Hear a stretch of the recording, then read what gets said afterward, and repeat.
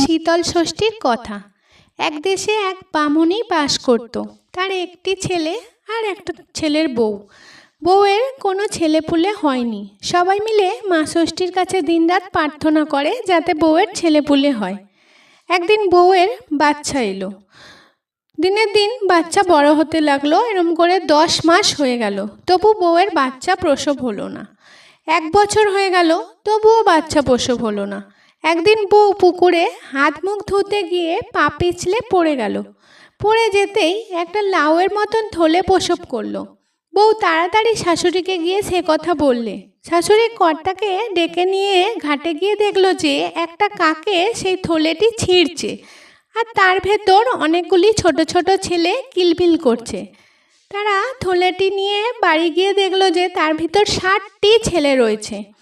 কর্তা তাড়াতাড়ি আতুর ঘর তৈরি করে দিলে। নাতিদের ঘটা করে সেটেরা পুজোও করলে। তারপর ষষ্ঠী পুজো করলে। 60 জনকে 60খানা ঘর দিলে। ক্রমে তাদের অন্নপ্রাশনও হলো, পৈতেও হয়ে গেল। তারপর তারা যখন বিয়ের বয়সের বড় হয়ে গেল, তখন গিন্নি কর্তাকে পিড়াপিড়ি করতে লাগলো যে তাদের বিয়ে দাও। কিন্তু বউ তখন বলে, যার 60টি মেয়ে আছে তার সঙ্গেই আমার ছেলেদের বিয়ে দেবো।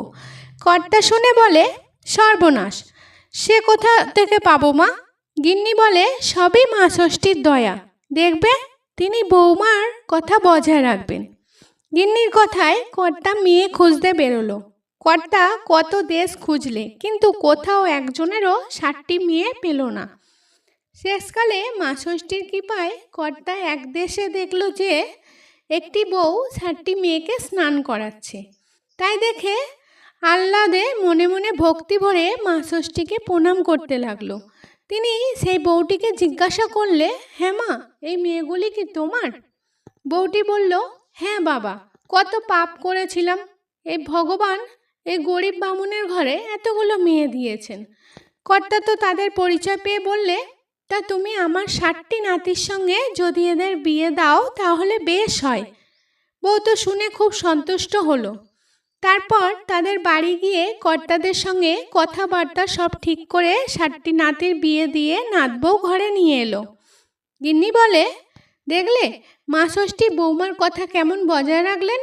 তারপর কর্তা গিন্নি খুব ঘটা করে মা ষষ্ঠীর পুজো করলো। মাঘ মাসে যেদিন শীতল ষষ্ঠী, খুব বৃষ্টি হচ্ছে, শীতও পড়েছে। গিন্নি নাতবউদের ডেকে বলল, আজ আমি আর এই ঠান্ডা জলে স্নান করতে পারবো না, আমাকে 1 হাঁড়ি গরম জল করে দাও, আর 1 হাঁড়ি ভাত রেঁধে দাও, আজ আমি তাই খাবো। নাতবউয়েরা মুখ চাওয়াচাওয়ি করতে লাগলো, আর বলতে লাগলো, বুড়ির ভীমরতি হয়েছে, নইলে আজ শীতল ষষ্ঠীর দিনে উনুন জ্বালতে নেই, গরম ভাত খেতে নেই, আর বুড়ি তাই করতে বলছে। যাই হোক, তারা তাই করে দিল। বুড়ি নিয়ে খেয়ে শুয়ে পড়ল। তারপর দিন সকালে উঠে দেখে যে বাড়ির কুকুর বেড়াল থেকে শুরু করে নাতি নাতবউরা সবাই মারা গেছে। গিন্নি তখন কেঁদে পাড়া মাথায় করলে। পাড়াপড়শিরা এসে সব কথা শুনে বুড়িকে ছিছি করতে লাগলো। তখন মা ষষ্ঠী বুড়ির বেশ ধরে এসে বলেন, ভালো করে গরম জলে স্নান করো আর গরম ভাত খাও। গিন্নি তখন কাঁদতে কাঁদতে তার পা জড়িয়ে ধরে বলে, মা, এর উপায় করো আর আমাকে ক্ষমা করো। তখন মা ষষ্ঠীর দয়া হলো।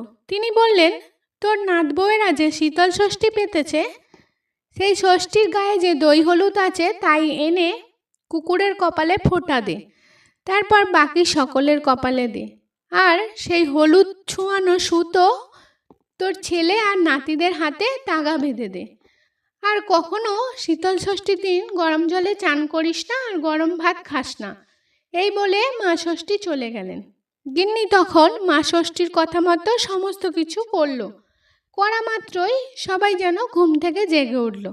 তারপর গিন্নি ছেলে আর নাতিদের হাতে তাগা বেঁধে দিল। কর্তাকে সমস্ত কথা গিন্নি বলল। কর্তা শুনে গিন্নির ওপর খুব রাগ করতে লাগলো। তারপর কর্তা খুব ধুমধাম করে মা ষষ্ঠীর পূজা করতে লাগলো। এই কথা চারিদিকে প্রচার হয়ে গেল। শীতল ষষ্ঠীর কথাও পৃথিবীতে প্রচার হলো। দই পান্তা গোটা সেদ্ধ খেয়ে এই শীতল ষষ্ঠী করতে হয়, সেদিন গরম ভাত খেতে নেই।